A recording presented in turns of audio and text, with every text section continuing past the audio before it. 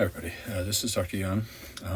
Wanted to take a few minutes and explain some essential features of the medieval worldview, considering that this course delves into the High and Late Middle Ages, and that most of the sources that we're reading this semester, in fact, pretty much all of them, come from the learned circles of the medieval era. That's a sort of obvious point, given that the vast majority of people could not read and write in this period. Probably 95+% of the population was functionally illiterate. But those who could read were participants in a vibrant culture of literacy and art, which extended to the illiterate population because those who were learned, those who could read and write, were responsible for the education and we might say, the spiritual welfare of the rest of the population, because the vast majority of those who were literate were, of course, churchmen, and almost everyone in Europe, with the exception of a few Jewish communities, something we'll talk about later in the course, and a number of places where there were Muslim populations. The vast majority of people who lived in Europe in the Middle Ages were Christian. Some of them might have been only really kind of nominally Christian, but Christianity was the basis of the culture. And so we have to take that notion with us as we examine medieval sources. The assumptions that lay behind all of this information are informed at a fundamental level by Christianity. And so there are three accompanying kind of concepts that I want to introduce here briefly. One is the concept of authority. Now, if I say the word authority, chances are what would come to your mind would be actual, like, human authorities, right? Somebody who has a position of authority, be that a teacher, a politician, somebody who acts as a police officer or something like that, right? And those sorts of things did exist in the Middle Ages. There were rulers. There were people who had religious authority. They did not have a truly effective means of enforcing the law, but there were peacekeeping officers in some parts of Europe at times in the Middle Ages. And so those kinds of authorities did exist. But if you were to get into a conversation about the topic of authority with people in the Middle Ages, what would have come most readily to their minds would be the texts and ideas that lay at the root of their understanding of the world and the universe. And this is especially true for things like the Bible. The Bible was the ultimate source of authority. And by extension, the church, the Christian church, and perhaps the leaders of the Christian church, like the Pope or the local bishop or archbishop or something like that, right? But the authority itself was vested in a text that lay at the heart of their conception of the way the world worked, or a set of texts. And the textual world of the Middle Ages is a rich one. We get a sense of that from looking at the manuscript image on this page.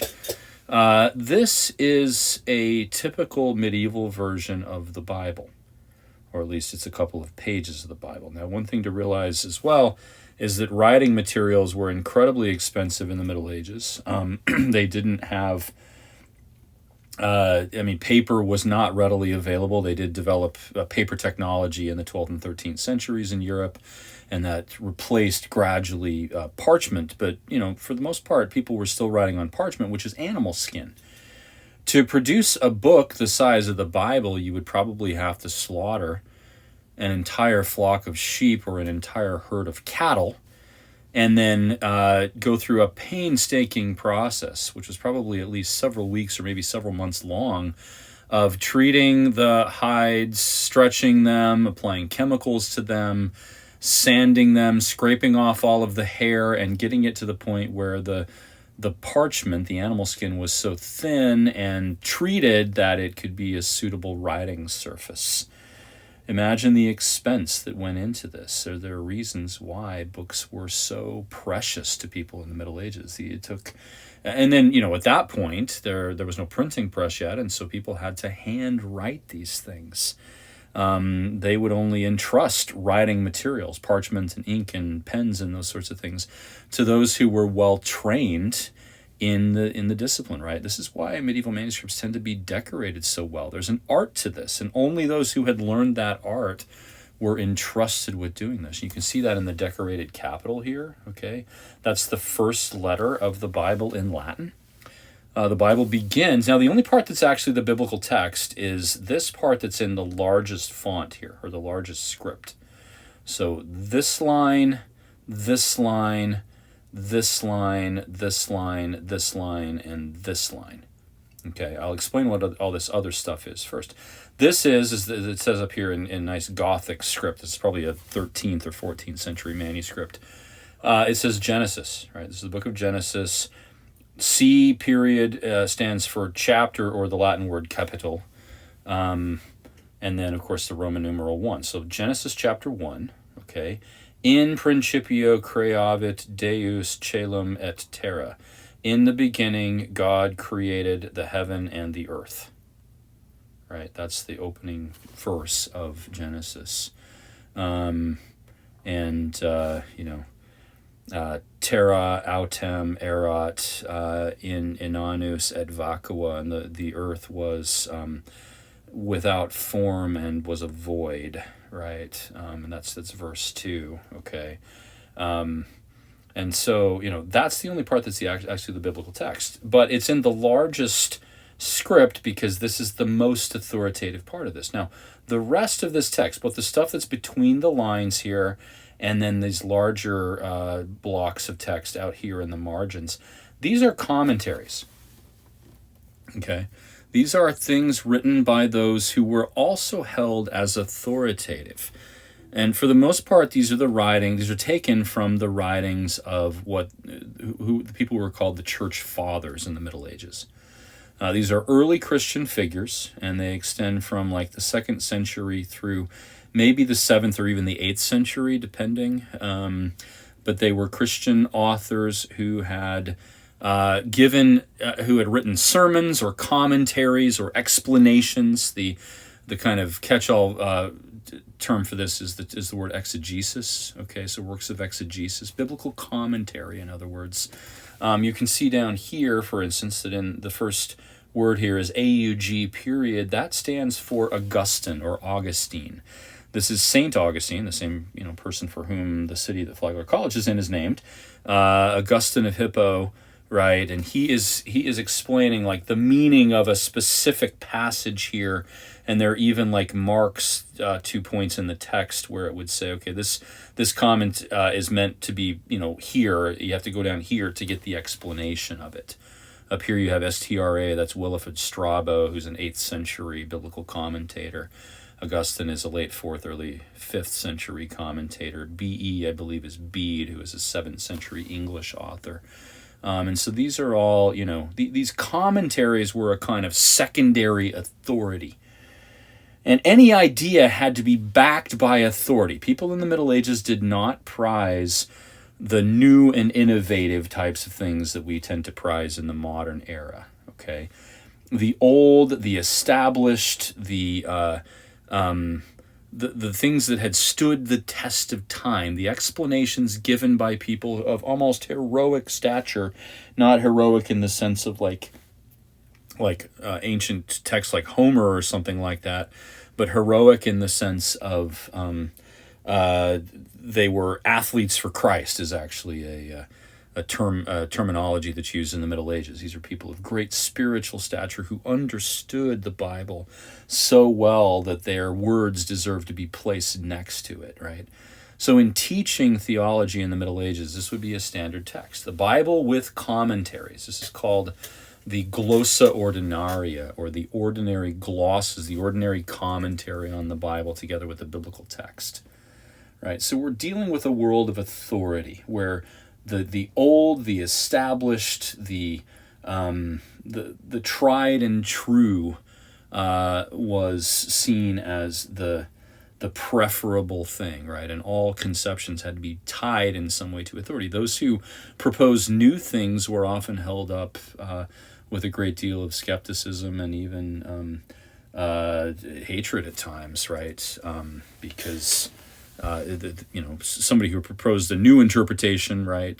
This could be tremendously controversial. In some cases, they were convincing, and ultimately their ideas won out. But it was a tough thing to kind of break into this established world of authority and challenge, or even propose a small addendum to what the authorities had said.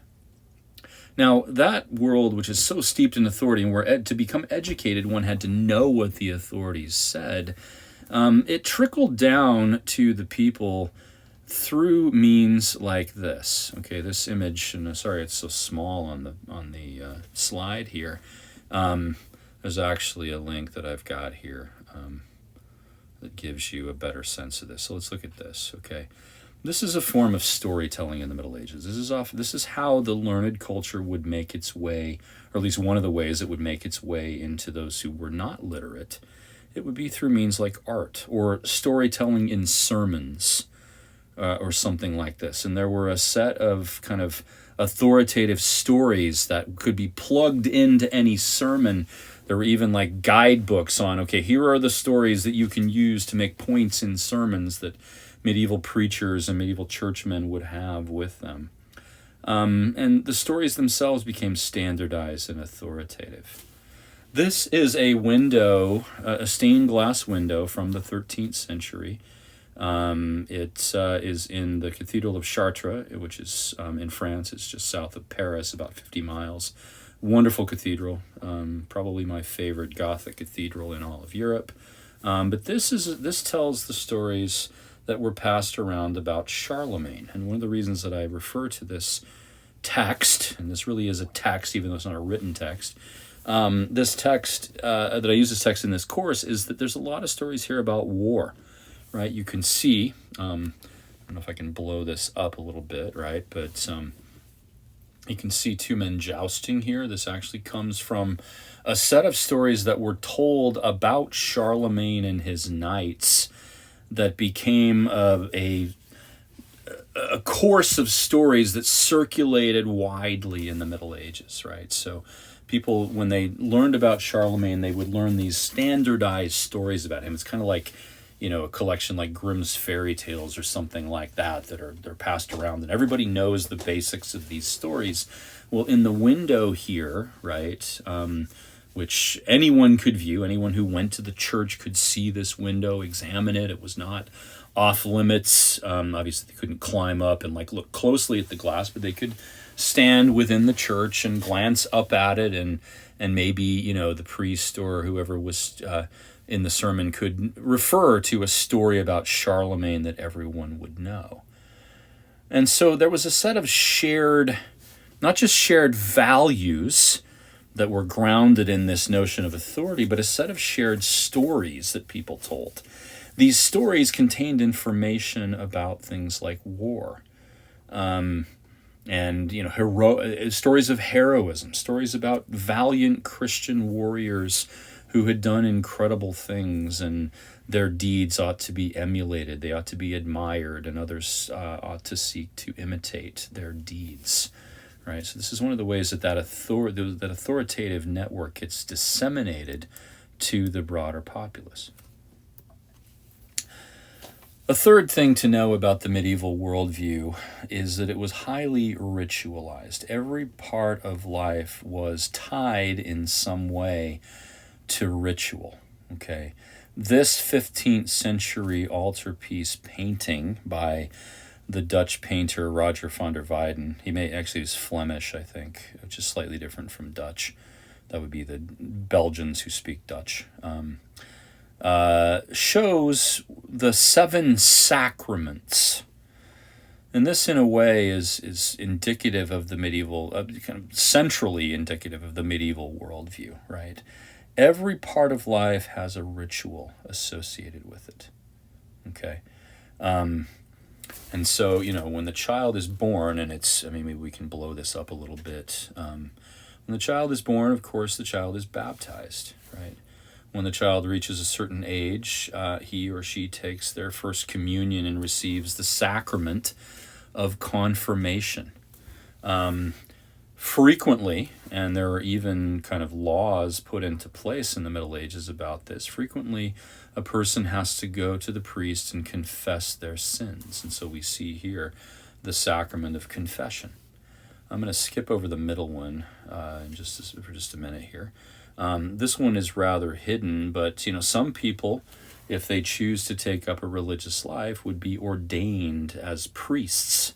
And so the sacrament of ordination is taking place back here. Of course, here we have the sacrament of marriage. You can see husband and wife being joined together by the authority of the church.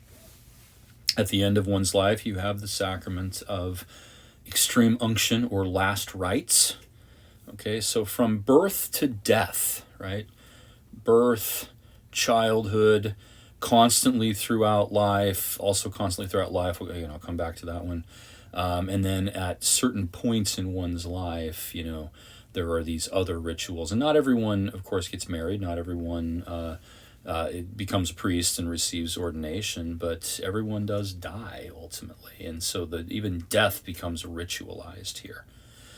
The sacrament that was most frequent and most common for people in the Middle Ages was the sacrament of the Mass or the Eucharist. And so here we see this. We see the priest back here holding up the wafer and saying the words from the Bible, hoc est corpus meum, this is my body, where according to their understanding, right, that literally became, this is the doctrine of transubstantiation, that literally became the body of Christ. And so there's a reason why the sacrament of the Mass or the Eucharist is presented as a kind of backdrop to this crucifixion scene. In a way, this is a reenactment of what was happening here. And then we have a typical crucifixion. This is John the Apostle. This is the Virgin Mary, who was kind of fainted seeing her son suffering. These are the other women who are typically displayed in crucifixions as a kind of standardized depiction of it. But it may seem strange that the crucifixion is shown within the church itself here, right? But I think that this is a message that all of these rituals are really centered on the thing that gives all meaning, which is the life and the mission and the passion of Jesus Christ. This is a Christian world, and so everything they do is bound in some way by their Christianity. That's something to expect, whether you're religious or not, have a sense of this or have little sense of it. You have to understand this. This lies at the heart of just about everything people do in the Middle Ages, right? They do it with the assumption that this is, that Christianity is the truth, that what is taught by Christianity is, it should inform every aspect of their lives, and that the rituals themselves are things that they must participate in, that God has commanded them to do that. And so you're going to see that, the way that they encounter things like war and famine and pestilence and the topic of death, right, are bound by these Christian notions and, again, by the rituals that come into play here. One of the things that something like a famine or a plague does is it disrupts this normal course of life. Even wars, right, disrupt this. Babies may not get baptized because there's a war going on, and that's going to disrupt the kind of cosmic order of things, and people get really concerned about that, right? So anyway, those are some things to appreciate about the Middle Ages. This obviously is not an exhaustive list of every aspect of the medieval culture, medieval worldview, but these are things that you, I think, need to understand. So feel free to discuss this on discussion boards. This is important stuff, and you'll see this come up over and over again.